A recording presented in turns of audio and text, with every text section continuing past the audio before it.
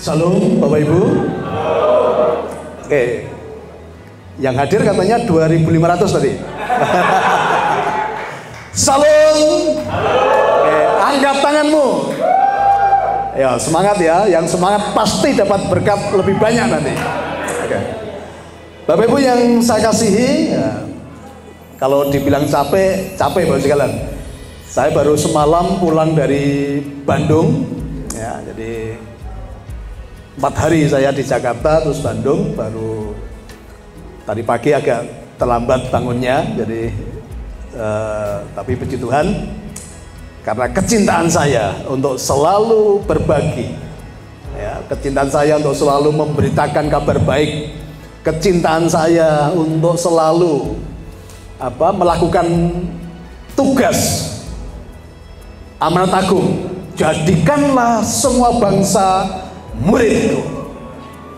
Nah, ini saya mau tanya dulu nih, yang hadir pada siang hari ini nih, kira-kira apa sudah menjadi muridnya Yesus atau belum ini?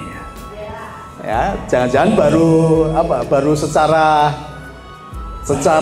akta, ya, mereknya Kristen, tetapi belum menjadi murid. Gitu. Bapak Ibu tahu nggak bahwa waktu itu Yesus katakan, jadikanlah semua bangsa muridku. Tentunya kalau murid itu harus ada pembelajaran ya Bapak Ibu ya. Namanya murid itu pasti harus belajar. Dan Bapak Ibu tahu nggak? Hanya ada 2 materi yang waktu itu Yesus katakan pada kita, ya, hanya ada 2 materi. Jadi melebihi STT KDC, ya, banyak SKS. Yesus cuma mengajar kepada kita 2 hal saja waktu itu. Belajarlah kepadaku, karena aku lemah lembut dan rendah hati. Cuma 2 materi aja yang disuruh belajar kita ini. Lemah lembut dan rendah hati. Ternyata Bapak sekalian, 2 hal ini adalah kunci untuk kita diberkati.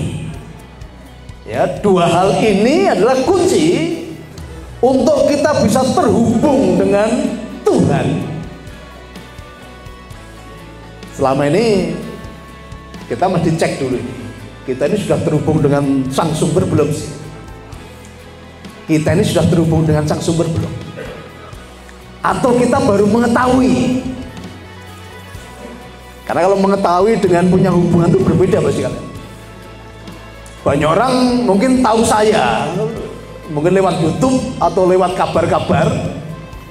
Tetapi kalau belum terhubung dengan saya, belum bisa mengalami kebaikan-kebaikan yang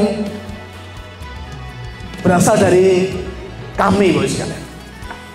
Ya, banyak orang mungkin sudah, saya tahu Pak Niko udah lama gitu ya. Saya tahu Pak Niko itu udah 4 tahun yang lalu, udah 8 tahun yang lalu.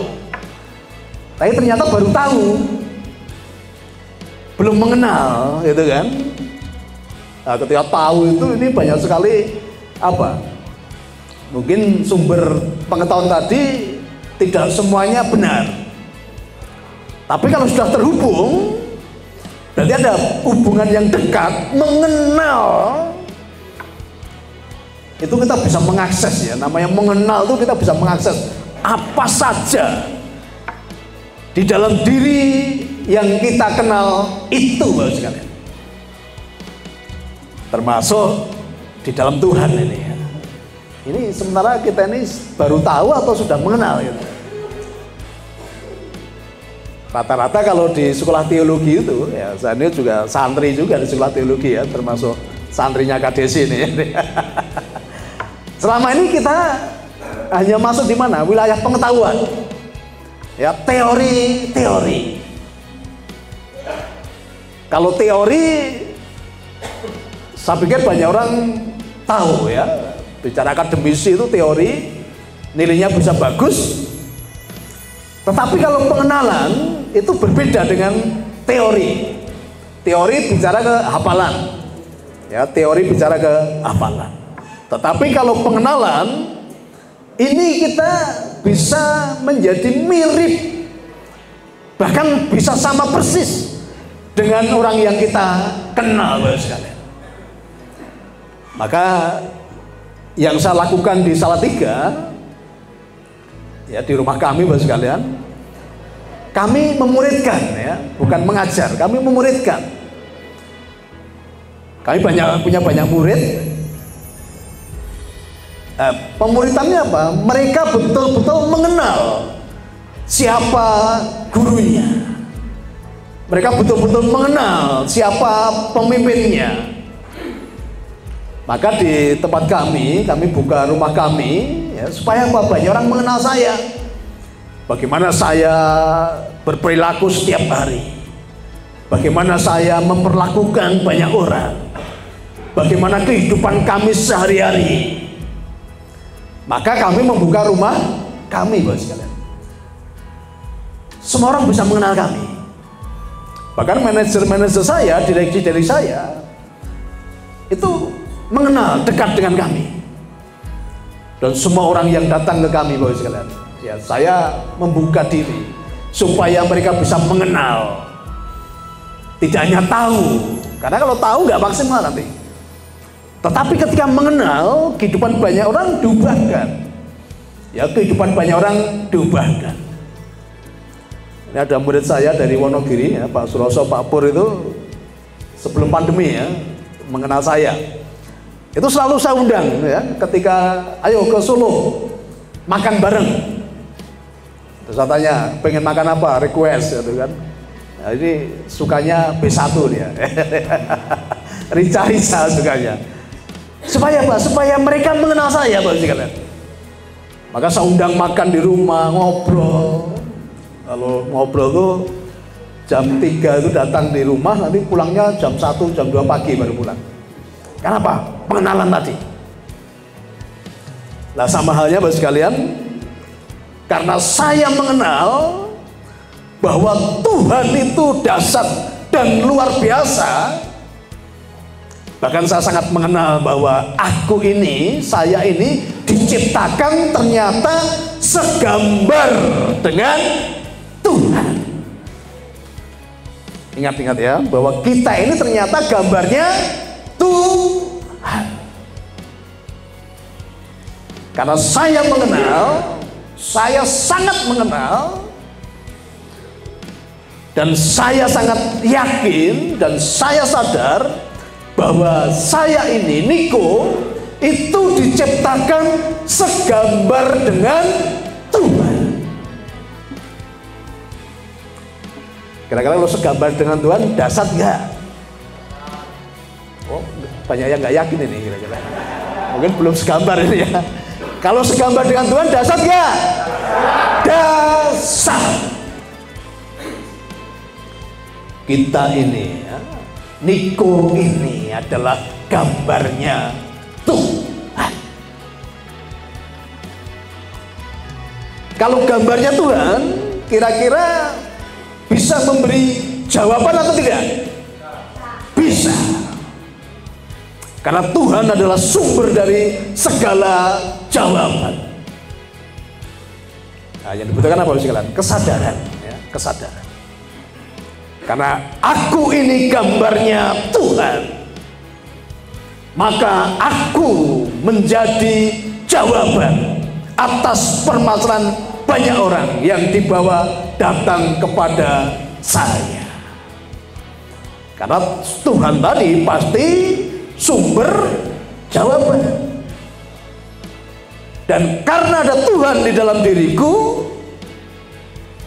makanya banyak dengan entrepreneur, bahasanya entrepreneurship itu adalah orang yang memulai, ya, orang yang memulai bisnis, entrepreneurship.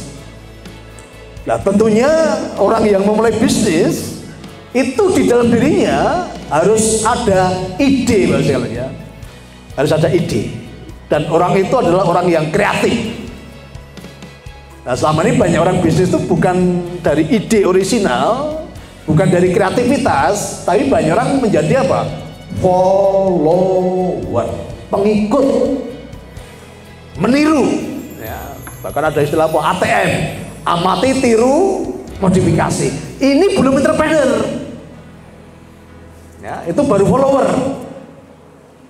Seorang entrepreneur itu harus muncul ide-ide yang kreatif di dalam dirinya. Bapak Ibu yang saya cintai, ya, justru seorang kreator, ya, seorang pencipta. Ingat ya, kreatif itu dari kata kreator. Kreator artinya apa? Pencipta. Karena saya menyadari bahwa di dalam diri saya ada Tuhan. Karena Tuhan itu ciptakan saya segambar dengannya, maka saya pun seorang pencipta. Kreator itu artinya pencipta. Kreatif dari kata kreator. Kreator artinya pencipta. Dan masing-masing kita ketika ada kesadaran tadi bahwa kita diciptakan segambar dengan Tuhan, maka masing-masing kita adalah pencipta. Dan seorang entrepreneur sekalian justru lahirnya dari mana? Lahirnya ketika dalam kondisi yang sedang tidak baik-baik saja. Seorang entrepreneur itu justru melihat masalah itu menjadi peluang. Tapi seringkali banyak orang itu masalah menjadi hambatan, masalah menjadi beban. Tetapi seorang entrepreneur sejati justru dia bisa melihat peluang di dalam masalah itu. Yang membedakan seorang entrepreneur sejati dengan orang yang biasa, seorang entrepreneur sejati dia akan selalu melihat kesempatan di dalam setiap kesempitan. Ya, dia akan selalu melihat peluang di dalam setiap masalah. Tetapi orang yang biasa-biasa saja, dia akan selalu melihat kesempitan di dalam setiap kesempatan. Ya, artinya apa? Dia akan selalu melihat masalah di dalam setiap kesempatan yang ada. Yang dilihat selalu masalahnya dulu. Nanti jangan-jangan, nanti gini, nanti ginu, nanti gono. Ya, gitu. Orang yang seperti ini tidak akan pernah menjadi entrepreneur dalam hidupnya. Tetapi seorang entrepreneur sejati justru melihat peluang di dalam setiap masalah yang ada. Nah, justru saya bertumbuh, saya berkembang baru jalan, dimulai dari hamba Tuhan juga, mungkin sama dengan panjenengan. Ya. Ini ada kakak tingkat saya, ada Pak Tumanggor, ada Mas Teguh. Ya. Saya sama digodok di teologi, tetapi waktu itu saya melihat banyak masalah. Ya, saya melihat banyak masalah di pelayanan, Pak Sekalian. Saya pernah menggembalakan dan posisi saya tergeser karena waktu itu saya belum kaya. Jadi saya digeser sebagai gembala karena saya tidak kaya gitu. Bukan karena kapasitas. Ya. Bahkan saya yang merintis jemaat, tapi saya digeser oleh penatua yang pindah dari luar kota, tapi dia seorang pengusaha. Tetapi dari situ saya tidak sakit hati, saya tidak menggerutu, saya tidak protes dengan Tuhan. Oh, berarti di sini ada masalah di dalam pelayanan. Maka hari itu Bapak sekalian, saya katakan kepada Tuhan, Tuhan, aku mau menjadi gembala yang bisa memberi makan domba-domba. Ya, itu dari masalah yang ada tadi, ternyata saya digeser sebagai gembala karena apa? Saya tidak kaya Bapak sekalian. Jadi tiba-tiba ada penatua yang pengusaha langsung dapat posisi gembala. Tapi saya tidak menyesal, saya tidak patah arang, saya tidak mundur dari pelayanan. Tetapi dari situ saya menyadari tadi dan saya berikrar, Tuhan, mulai hari ini aku mau menjadi gembala yang bisa memberi makan domba-domba.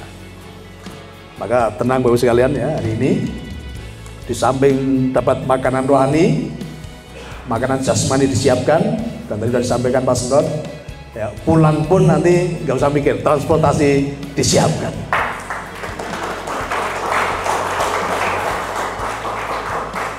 Jarang-jarang ya ada pembicara yang ngasih ilmunya, tapi juga ngasih berkat materinya. Tetapi saya berharap semua yang hadir nanti bisa seperti itu. Ketika kamu jadi hamba Tuhan, ketika diundang pelayanan, sebisa mungkin menjadi berkat komplit, ya jasmani ya rohani. Pasti bisa. Ya, dibutuhkan apa? Kesadaran dulu, karena di dalam dirimu ada Tuhan dan Anda adalah Sang Kreator, Anda adalah pencipta. Ya, kita ini pencipta nomor 2 setelah Tuhan, Bapak sekalian. Ya, atau kita bicara apa? Co-kreator. Kita ini pencipta nomor 2 setelah Tuhan. Disadari dulu itu.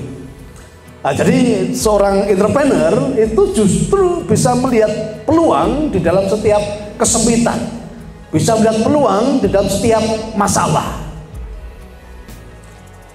Dan saya bersyukur karena setelah saya menggembalakan tapi gagal tadi ya, dalam tanda kutip gagal bukan karena kami tidak melanjutkan, tapi karena ada tadi penggantian gembala. Tetapi saya terus melayani, saya terus mencipta Bapak sekalian. Dan akhirnya saya mengambil keputusan waktu itu menjadi konsultan Bapak sekalian.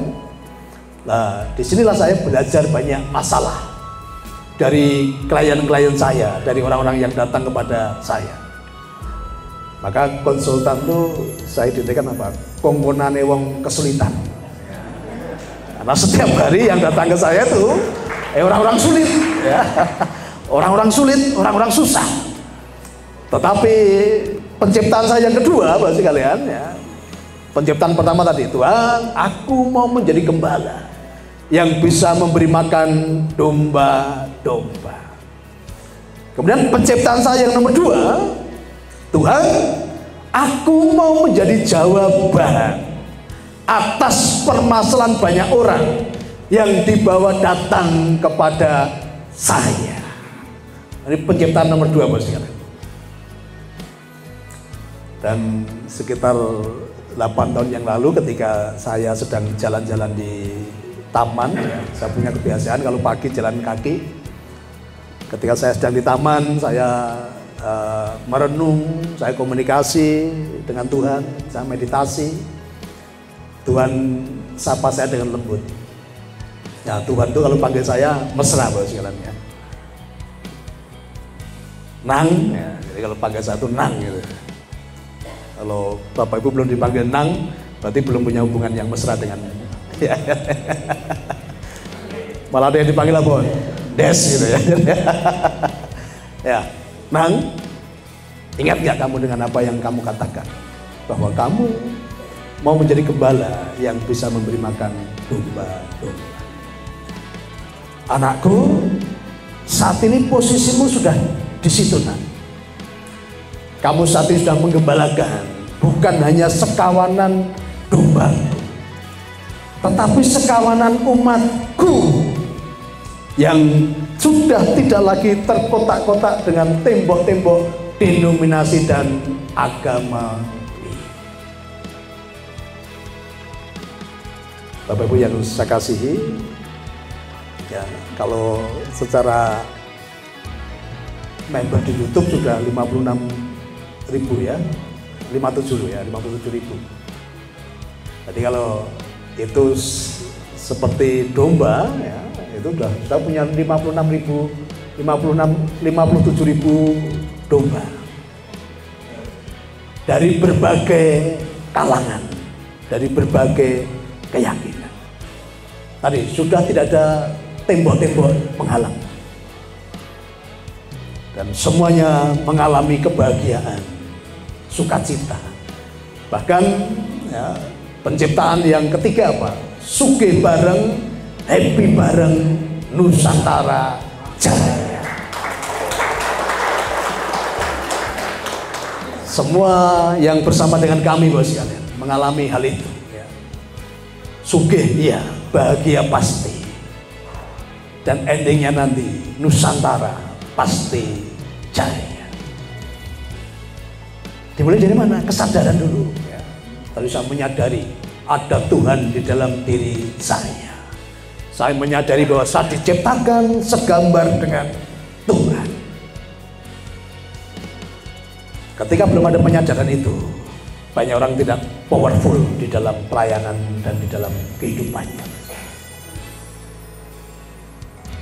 Maka setiap saat yang saya bangun adalah apa? Kesadaran. Maka di pagi hari sebelum saya beraktivitas terus sekalian, saya membangun hubungan baik dulu dengan Tuhan. Dalam rangka apa? Dalam rangka menjaga kesadaran saya. Hal utama yang saya lakukan di pagi hari adalah membangun komunikasi dengan Tuhan. Hubungan intim dengan Tuhan. Jadi seringkali banyak orang lupa akan hal itu, atau mungkin karena terlalu sibuk akhirnya lupa membangun hubungan intim dengan Tuhan itu. Padahal itu dasar bagi sekalian. Sering saya katakan apa? Ketika kamu sudah punya hubungan baik dengan Tuhan, ingat-ingat ya, ketika kamu sudah punya hubungan baik dengan Tuhan, maka semua aspek kehidupanmu pasti menjadi baik. Ya.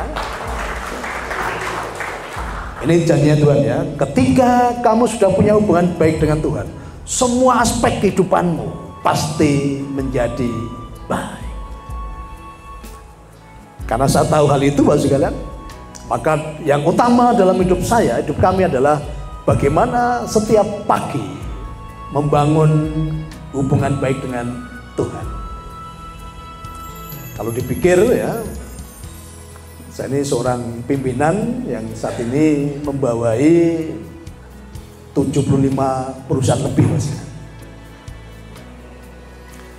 Kira-kira Bapak bayangkan gitu, kira-kira wah kayaknya saya super sibuk gitu ya. Padahal enggak. Hari-hari saya justru lebih banyak apa? Mendampingi banyak orang. Saya ini jarang bicara bisnis. Di setiap kesempatan, kalau itu event bisnis, paling saya bicara bisnis itu tidak lebih dari 5 menit. Tetapi selebihnya dari itu, saya selalu bicara tentang apa? Tentang nilai-nilai kehidupan, tentang pengajaran. Ya, saya mengajar banyak orang. Saya sudah tidak dipusingkan lagi dengan bisnis. Tetapi bisnis terus berkembang, terus bertumbuh. Ya. Bahkan kemarin di Bandung, Bapak sekalian, mungkin tidak lama lagi kita akan meresmikan pabrik teh yang ribuan hektar, dan nanti kita akan ekspor ke Cina, karena kemarin juga perwakilan buyer dari Cina datang. Ternyata teh ini sangat luar biasa ya, manfaat dan kandungannya. Tapi selama ini di Indonesia lebih terkenal kopinya daripada tehnya. Lalu kalau kita ngajak orang, ayo ngopi-ngopi dulu gitu ya, jarang sekali ayo ngeteh-ngeteh dulu gitu. Karena kalau teh di Bandung pun beda Pak ya, ngeteh-ngeteh dulu, ngembak-ngembak dulu gitu. Teteh ya, teh ya. Tapi nanti dengan kita masuk di bisnis teh, saya akan, kemarin sudah saya sampaikan ke manajemen, ayo mulai dibangun literasi dan edukasi. Ternyata teh itu manfaatnya luar biasa. Ada teh hijau, ada teh putih, ada teh hitam. Dan ini yang harus disampaikan ke masyarakat bahwa ternyata teh-teh yang sering kita konsumsi itu memang secara kualitas kurang. Karena yang bagus-bagus itu diekspor Mas sekalian. Ya, yang bagus-bagus itu diekspor. Nah, kita ini kadang dapat yang kurang bagus. Tetapi bersama Dinasti Nusantara Group, ya, kita akan berikan yang terbaik buat bangsa kita. saya sudah perintahkan ke manajemen ya, kasih teh yang terbaik untuk bangsa ini. Jadi ada perimbangan ya, jangan yang baik dikirim ke luar negeri, yang orang kita malah dikasih yang tidak baik. Tapi nanti pastikan ya, teh dari Nusantara ya, pasti yang terbaik, pasti yang terbaik. Nah, jadi ketika kita punya hubungan baik dengan Tuhan tadi, otomatis bisnis itu berjalan, ide-ide baru muncul bagi kalian. Ya, kenapa? Ketika kita punya hubungan baik dengan Tuhan, Tuhan ini adalah sang kreator ya, sang kreator, dan kita ini co-kreator. Ketika kita punya hubungan baik dengan Tuhan, kita mengakses kecerdasan tanpa batas. Ya, Tuhan itu adalah sang maha cerdas. Maka ketika kita sudah punya hubungan baik dengan Tuhan, artinya apa? Kita terhubung dengan sang maha cerdas tadi. Maka kita pun bisa mengakses kecerdasan tanpa batas. Nah, seorang entrepreneur itu lebih mengandalkan intuisinya daripada logikanya, Bapak sekalian. Ya, intuisi itu adalah apa? Daya kreativitas ilahi, itu intuisi. Seorang pembisnis justru jarang sekali pakai logika, tetapi lebih mengasah intuisinya. Maka dengan kami punya waktu berhubungan khusus dengan Tuhan, intuisi saya terasa, ide-ide kreatif muncul. Kenapa? Kecerdasan ilahi tanpa batas tadi. Contoh misalnya ya, ketika kami mulai bangun koperasi, Bapak sekalian. Pertama, koperasi yang saya bangun seperti pada umumnya, serba usaha dan simpan pinjam. Waktu itu ketika serba usaha, banyak orang saya modali ya, punya ide apapun saya support. Tetapi apa yang terjadi? Ketika ngajukan proposal itu 100 semua nilainya ya, nilai proposalnya 100 semua. Tapi ketika sudah dapat uang dan praktek, itu ternyata nilainya minus 5 ya. Kenapa? Uangnya nggak pernah balik. Ternyata ada masalah di sini. Itu apa? Masalah mental, Bapak sekalian. Masalah mental. Tetapi saya nggak patah semangat. Ya, saya tidak menganggap ini kegagalan, bukan. Seorang entrepreneur sejati tidak pernah menganggap kegagalan adalah lawan dari kesuksesan. Seorang entrepreneur sejati selalu mengatakan apa? Kegagalan adalah teman seperjalanan menuju kesuksesan. Nah, yang poin-poin dicatat ya. Masa nggak pernah membuat apa PowerPoint itu, karena banyak cuma foto-foto gitu, nanti nggak kreatif nanti. Jadi yang poin-poin dicatat ya. Ya, seorang entrepreneur sejati tidak pernah menganggap kegagalan adalah lawan dari kesuksesan. Tetapi saya selalu memahami apa? Kegagalan adalah teman seperjalanan menuju kesuksesan. Maka semakin banyak gagal, itu semakin bagus bagi sekalian. Semakin banyak gagal, semakin bagus. Pak, kalau ketika ada orang datang ketemu saya, Pak, saya ini prestasi saya, bla bla bla bla bla, dan saya tidak pernah gagal, Pak. Nah, yang seperti ini tidak akan pernah saya pakai. Berarti kalau kamu belum pernah gagal, kamu belum kemana-mana gitu loh. Jadi kamu belum melakukan apa-apa kan itu kan. Justru seorang pengusaha, seorang entrepreneur sering kali gagal, tetapi dia tidak memanai kegagalan itu adalah lawan dari kesuksesan. Tetapi kegagalan teman seperjalanan menuju kesuksesan. Maka peluklah kegagalan itu. Nah tadi ya, bisa cerita dulu yang satu perusahaan yang di bidang keuangan, Bapak sekalian. Pertama serba usaha tadi. Ya, waktu itu kami sudah banyak usaha. Ya, setiap orang datang usul usaha, tak modali, dan waktu itu saya terapkan apa? Usul mikul. Ya. Misalnya Pak Munir datang, Pak, saya mau bangun sekolah, ya. Saya modali, dan yang bertanggung jawab gitu. Tapi karena waktu itu karakter banyak orang belum dibentuk, mentalnya masih mental miskin, dimodali berapapun habis, tidak jadi. Kemudian saya rubah kooperasinya, saya rubah menjadi kooperasi simpan pinjam. Nah, ini juga harapannya orang dikasih modal, dipinjami modal, yang punya usaha tadi, usahanya semakin berkembang, dan dia bisa mengembalikan utangnya. Tetapi kenyataannya juga tidak, Bapak sekalian. Ketika kami modali, ya, ini banyak orang ini masih salah dalam tata kelola keuangan. Modal yang seharusnya dipakai untuk mengembangkan usaha, ini salah jalur ini. Nah, ternyata orang-orang ini sudah punya hutang dulu di luar sana.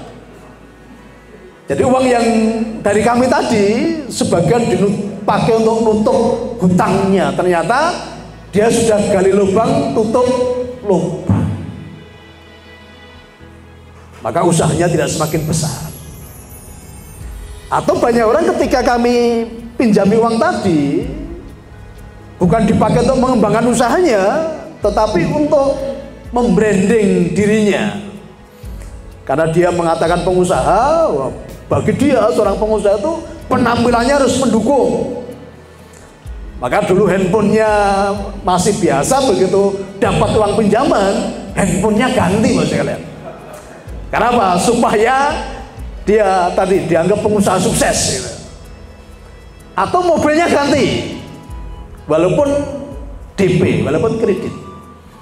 Nah, ini banyak orang terjebak di situ. Uang pinjaman tadi bukannya menjadi sesuatu yang produktif, tapi malah konsumtif. Akhirnya apa? Menjadi beban. Ketika saatnya mengembalikan, mereka pusing. Maka banyak lembaga keuangan saat itu tidak bisa menyejahterakan anggotanya. Justru banyak anggota dari lembaga keuangan tadi hidupnya semakin susah. Kalau koperasi ini kan saya ini ketua ya, bapaknya anggota-anggota tadi. Dulu waktu mereka dapat pinjaman, wah, posisi saya ini seperti malaikat, Mas juga kan. Wah, terima kasih Pak Niko ya, Dewa Penolong. Terima kasih Pak Niko atas bantuannya. Terima kasih Pak Niko. Wah, dikatakan di mana-mana Dewa Penolong, ya, Sang Penyelamat kan itu. Itu ketika baru dapat uang, Mas sekalian. Tetapi saatnya bayar, saatnya jatuh tempo, saya ini berubah menjadi setan. Kenapa? Orang mau ketemu saya jadi takut. Handphonenya ditelepon nggak diangkat. Ya cepat sekali ya, dulu Dewa Penolong setelah jatuh tempo jadi setan, ditakuti banyak orang. Saya datang ke rumahnya aja, ada di rumah bilang nggak ada gitu kan, berarti kan takut itu ketemu. Nah, ini masalah ternyata. Ini masalah. Dan saya baru dapat kabar banyak lembaga keuangan, Bapak sekalian, perbankan, NPL-nya akhir-akhir ini meningkat cukup tinggi. Ya, NPL itu rasio kredit macet, Bapak sekalian. Rasio kredit macet.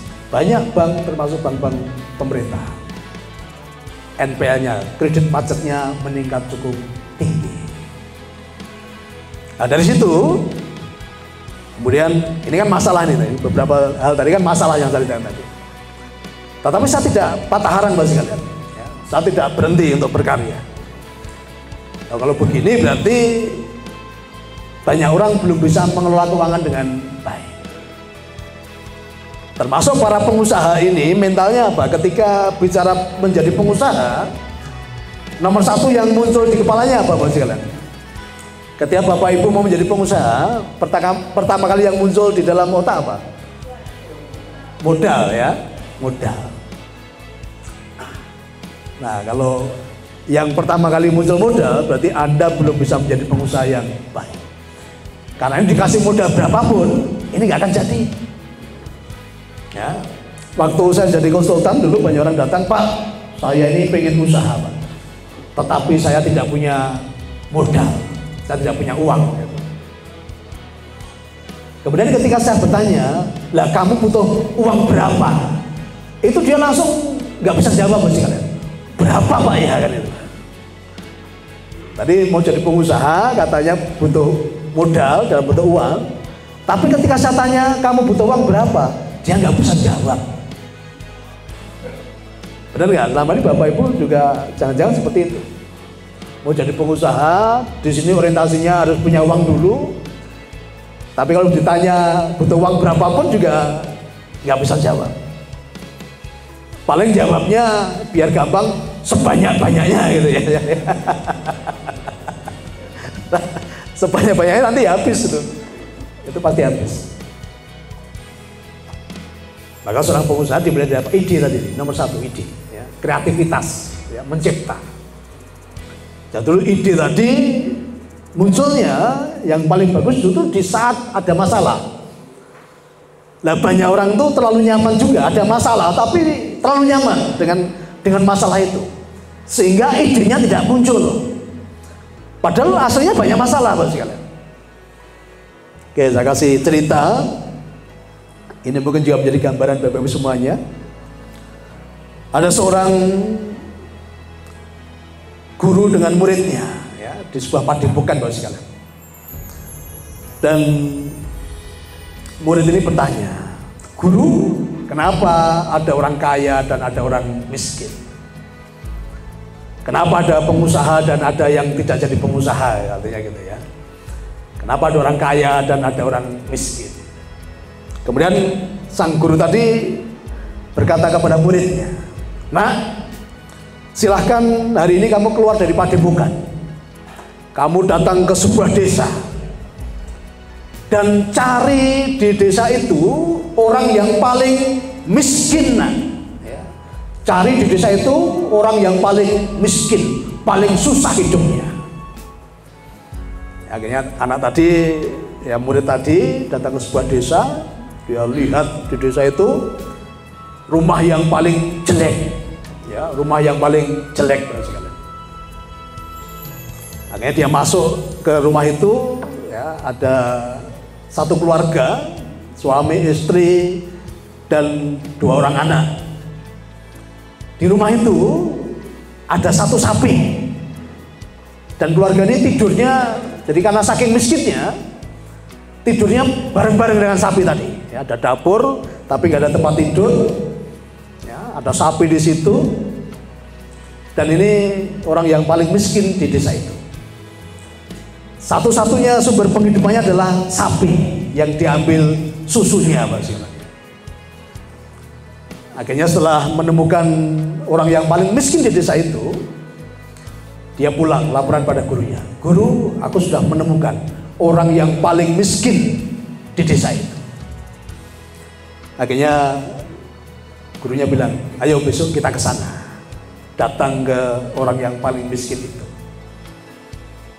Bapak sekalian, ketika guru dan murid tadi menginap, ya, menginap di penduduk yang paling miskin tadi, satu-satunya penghidupan adalah sapi, ya, dan dia cuma punya 1 ekor sapi yang diambil susunya. Dan ternyata satu kampung itu semua pelihara sapi, yang lainnya punya banyak sapi, dan satu orang ini yang paling miskin cuma punya 1 sapi. Seorang guru dan murid tadi bermalam di rumah orang miskin tadi, dan pagi-pagi ketika semua belum bangun, sang guru bangun dan membangunkan muridnya, "Ayo kita pulang." Tetapi sebelum meninggalkan rumah tadi, sang guru tadi mengambil pisau dan menebas leher sapi tadi.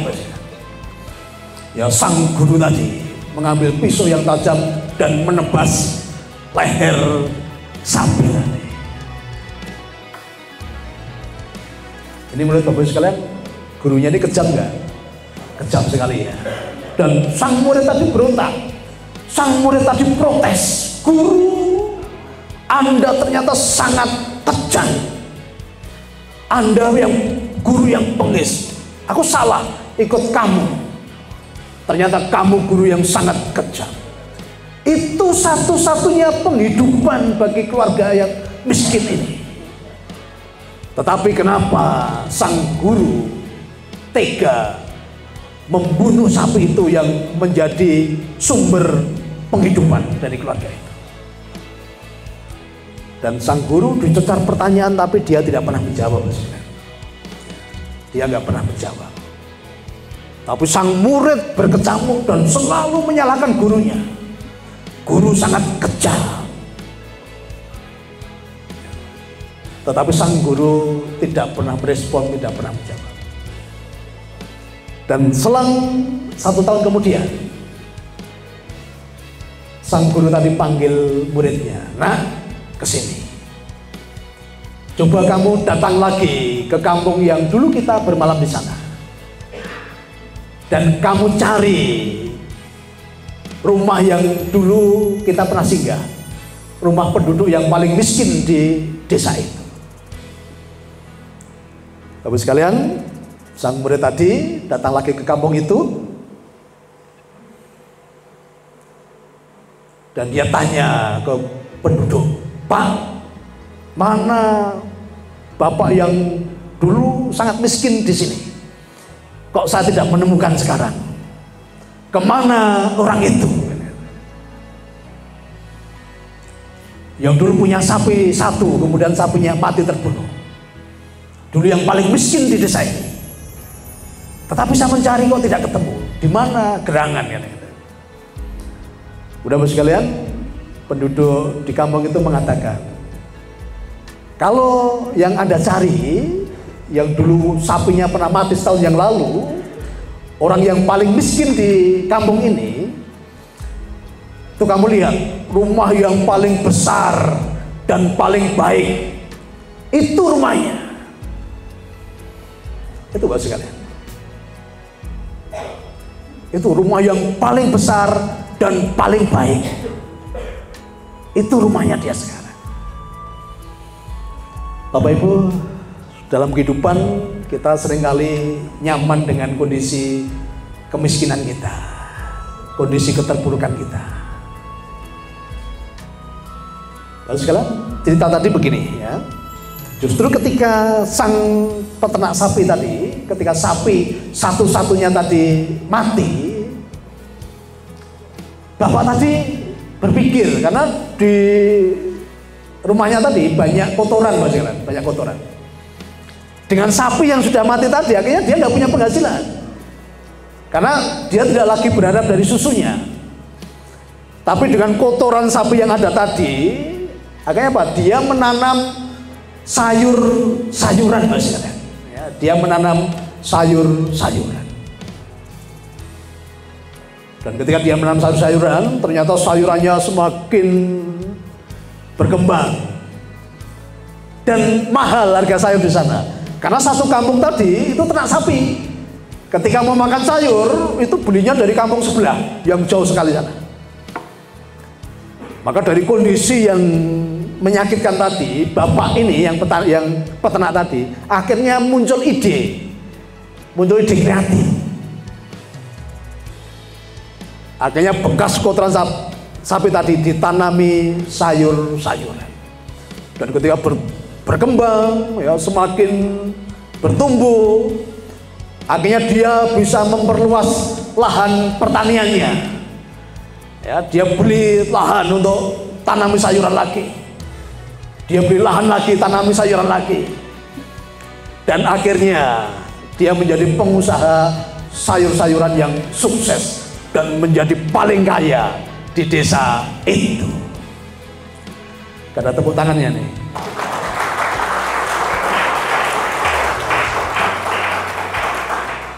Pelajaran yang bisa diambil apa, Bapak sekalian?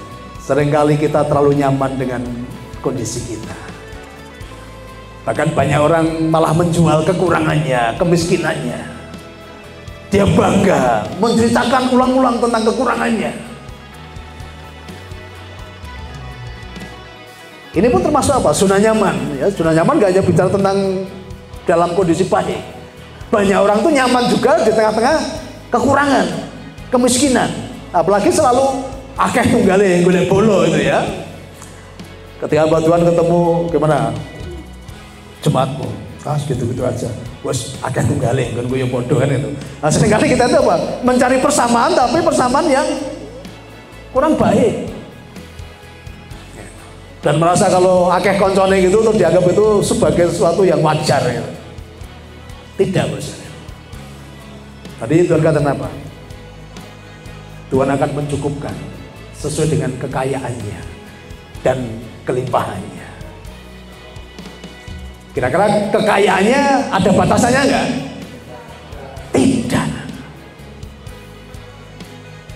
Maka punya hubungan yang baik dengan sang sumber kekayaan tadi. Sehingga kamu pun akan mengalami kekayaan yang tanpa batas.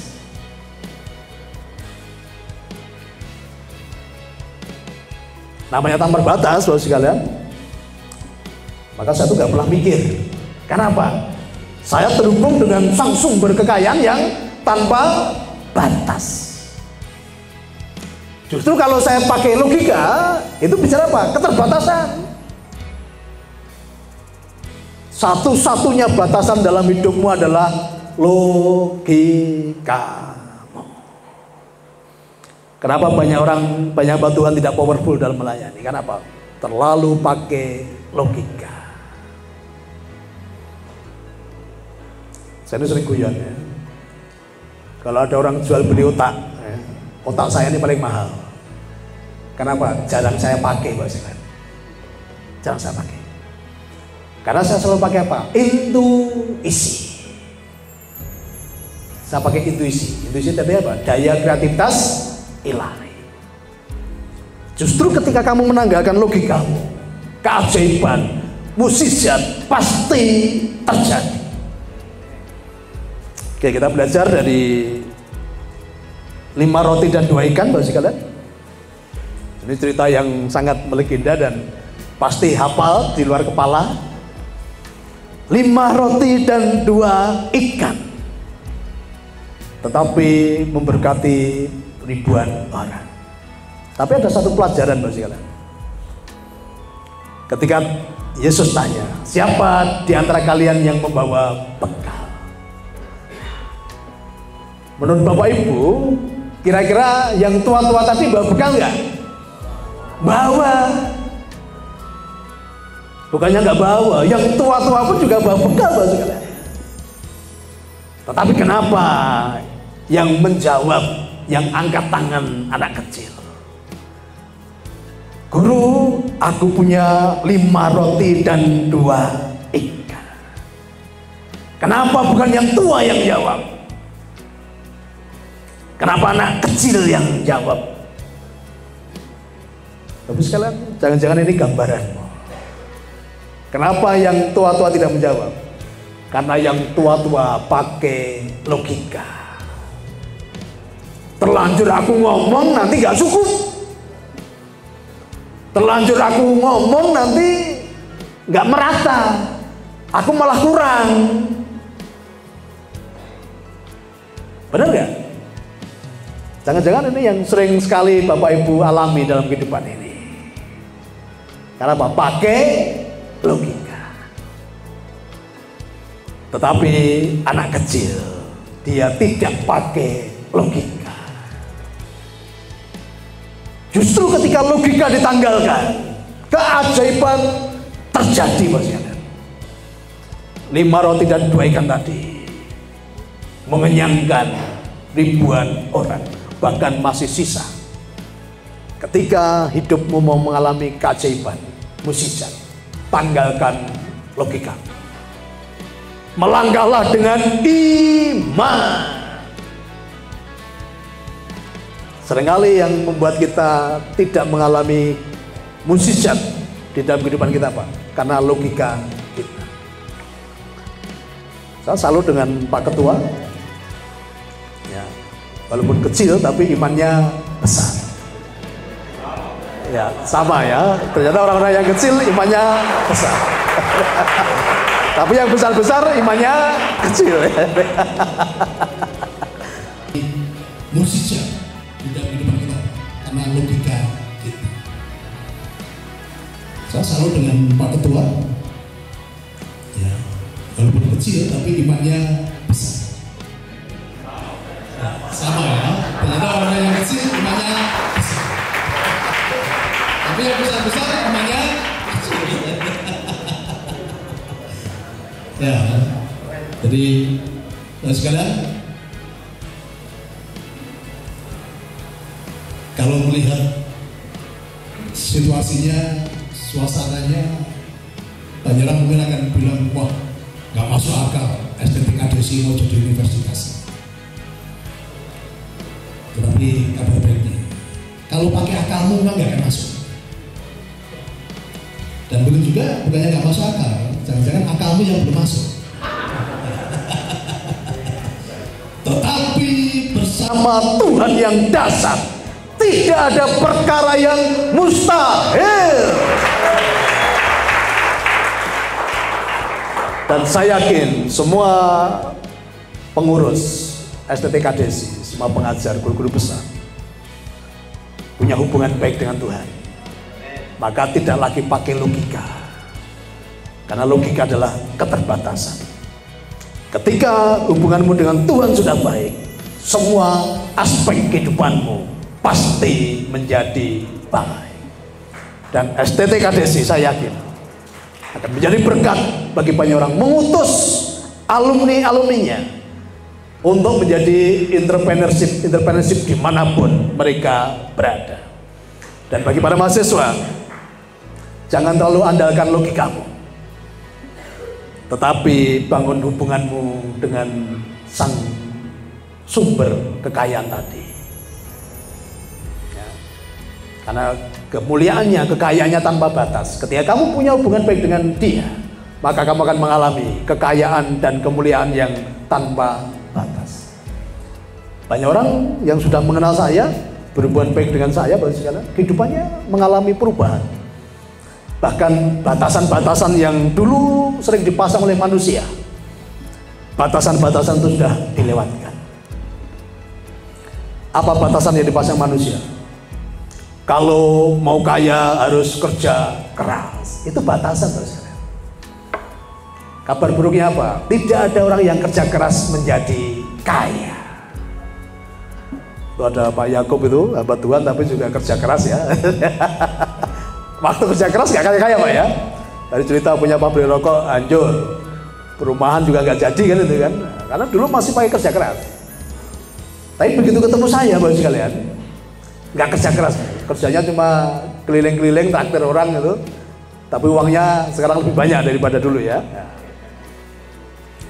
Nah seringkali kita ini terpurtal ya, batasan-batasan yang dipasang oleh banyak orang tadi. Kalau mau kaya harus kerja keras. No. Orang kerja keras tidak ada yang kaya Bapak sekalian.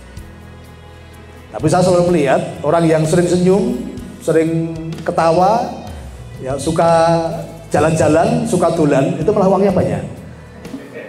Yang kerja keras nggak ada uangnya. Ini ada Pak Bambang ya. Ini dulu ketika pindahan dari Kalimantan itu, saya tanya berapa gajinya, ya. Sekian Pak. Aduh. Maka datang pertama nggak bisa senyum Pak sekalian. Tapi saya katakan, ayo bersama saya dampingi. Anda pengen punya penghasilan berapa? Walaupun waktu itu kebablasan mintanya 500 juta per hari Pak. Oke, tapi sekarang udah terpenuhi 500 juta per bulan ya. Jangan per hari, kalau per hari nanti ya Bapak sekalian, nggak ada orang kerja keras menjadi kaya. Tugasmu apa? Membangun hubungan baik dengan Tuhan, sang sumber kekayaan dan kelipatan. Bahkan Tuhan berjanji apa? Tuhan memberkati anak-anaknya di waktu tidur. Artinya apa? Di saat kamu tidak berpikir. Ya. Tadi kata-kata tadi, Tuhan memberkati anak-anaknya di waktu tidur. Saat apa? Saat kamu tidak berpikir gitu loh. Bukan terus tidur dilempari uang nggak gitu ya. Justru di saat kamu tidak berpikir. Orang tidur itu kan tidak berpikir ya. Itu di saat kamu santai, kamu tidak berpikir, tetapi kamu mengakses daya kreativitas ilahi. Itulah sumber-sumber berkat mengalir dalam kehidupan kita. Ya, Pak Ketua Yayasan ini juga sudah mengakses sumber kreativitas ilahi. Ini ternyata pengusaha kaplingan Mas sekarang. Ya, status boleh ketua yayasan dan guru, tetapi ternyata kreatif melihat masalah di sana. Banyak orang belum punya perumahan, banyak orang belum punya lahan. Akhirnya apa? Beliau beli lahan yang luas, dipotong-potong ya, dikapling-kapling. Ya, eceran ya, dari yang kalau beli besar kan nggak bisa, akhirnya jual eceran, ditalangi dulu ya. Dan ketemu saya, semakin diperbesar kapasitasnya untuk menjadi jawaban bagi banyak orang yang belum punya tempat tinggal. Nah, itu Bapak sekalian, jadi entrepreneur itu dimulai dari apa? Intuisi tadi. Intuisi dibangun berdasarkan apa? Hubunganmu dengan Tuhanmu, sang sumber kreativitas tadi. Ya, dan hari ini kami diperlengkapi dengan apa? Jawaban-jawaban bagi permasalahan banyak orang. Masalah banyak orang kalau dibagi itu ada 8 sektor Bapak sekalian ya. Ada 8 sektor. Tapi kita nggak akan bahas semuanya karena ini 2 semester. Nanti nggak pulang-pulang nanti ya. Tetapi 3 terbesar masalah banyak orang. Nomor 1 adalah masalah ekonomi dan keuangan. Ini masalah yang pertama ini. Bahkan hamba Tuhan pun nggak luput dari masalah ini. Nggih apa nggih? Ya. Tapi hamba Tuhan yang di sana, yang di sini enggak. Ya. Hamba Tuhan yang belum bersama dinasti Nusantara Group. Gitu. Masalah nomor 1 adalah masalah ekonomi dan keuangan.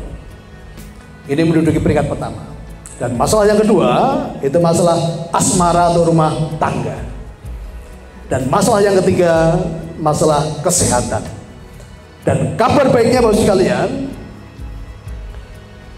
di tempat kami semuanya ada jawabannya.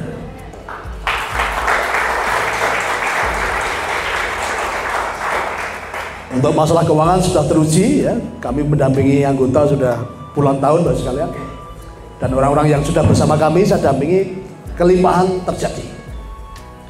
Masalah asmara rumah tangga, kami banyak memulihkan banyak keluarga yang mau bercerai. Dan masalah kesehatan, ini Tuhan semakin tambah-tambahkan. Salah satu produk ya, kesehatan kita, ini salah satu direkturnya hadir, yang air minum eterik, kemarin ada orang yang cuci darah seminggu sudah 2 kali, minum dari produk kami, sembuh Bapak sekalian. Kemudian dari salah satu perusahaan kami, Herba Nusantara Hayati, yang saat ini direkturnya bersama dengan kita mengeluarkan produk untuk manusia, untuk hewan, dan untuk tanaman. Nah, ini lebih komplit ini. Ya, jadi hewan kita perhatikan, manusia kita perhatikan, tanaman pun kita perhatikan. Dan untuk manusia, kami bahagia karena beberapa penyakit berat sudah bisa ditangani dan mendapatkan jawaban. Terutama kemarin yang penyakit berat cancer Mas ya. Ini kabar baik. Kalau ada saudaramu, tetanggamu, rekananmu ya, yang punya penyakit cancer, ini nanti akan disampaikan oleh direksi ya. Kami ada jawaban dan cukup murah. Jadi kalau cancer belum kena operasi dokter ya, belum kena episode dokter, cukup 3 jam. Ya, kalau ditungguin sama mereka, tungguin sambil ngerokok itu, sel kankernya mati.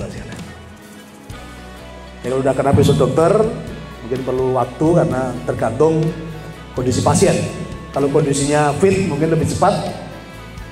Tapi yang jelas, apapun masalahmu, kami selalu ada jawabannya. Kuncinya satu, yang penting ada namanya. Ya, yang penting masalahnya itu ada namanya.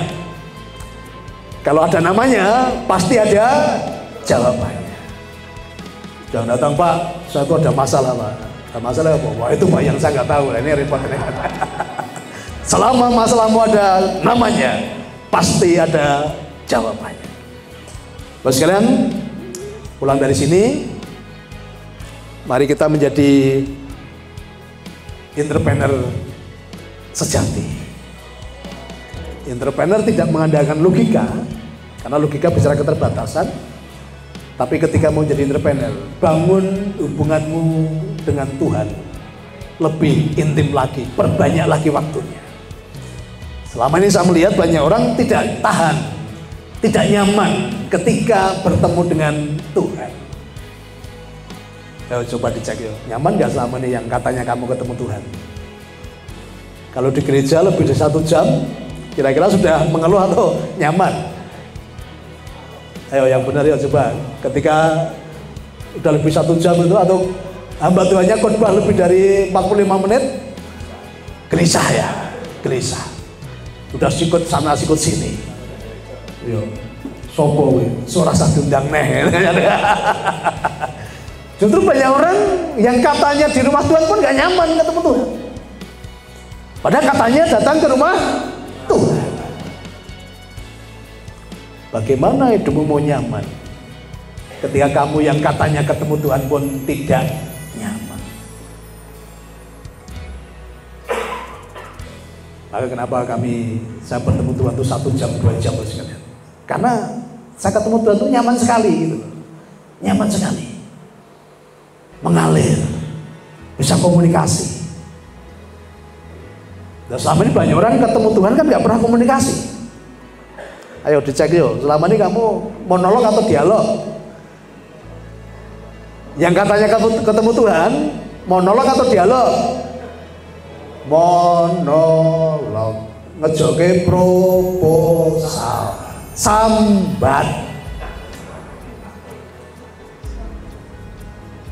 Enggak, itu di sana sih, di sini nggak ada. Nggak ada yang ngaku maksudnya. Maka hal yang perlu dibenahi adalah hubungan kita dengan Tuhan. Dan pasti kamu akan mengenal suaranya. Ya. Saya sangat mengenal suaranya, Mas. Jadi saya kemana-mana diikuti media. Terakhir kami buktikan bagaimana Tuhan bicara dengan kami waktu di Bali. Nah, Pak Bambang juga datang ya? Ya, Pak Bambang juga datang. Ketika kami membangun pura di Bali, panitia menetapkan waktu peletakan batu pertama jam 15. Tetapi yang terjadi ya, dari siang itu hujan sangat deras dan tidak berhenti-berhenti. Selalu sambung menyambung, terus. Dan di jam 15 hujan semakin deras. Dan ada beberapa orang yang menemui saya, Pak, kami sudah berusaha menahan hujan itu, tetapi lebih kuat hujannya daripada kami. Sekarang akhirnya saya turun dari Bali, saya komunikasi dengan Tuhan, dan saya dapat pesan. Tuhan katakan begini, Nang, sampaikan kepada umatku, untuk waktu biar aku yang menentukan, bukan kalian. Untuk waktu biar aku yang menentukan. Sampaikan ke mereka, nanti peletakan batu pertama dilakukan jam 18. Dan jam 18 hujan pasti berhenti. Makanya kami sampaikan karena saya mengenali suaranya. Dan saya sampaikan ke mereka, Bapak Ibu sekalian, saya sudah mendapat pesan dari Tuhan. Untuk waktu peletakan batu pertama, biar Tuhan yang menentukan, bukan kita.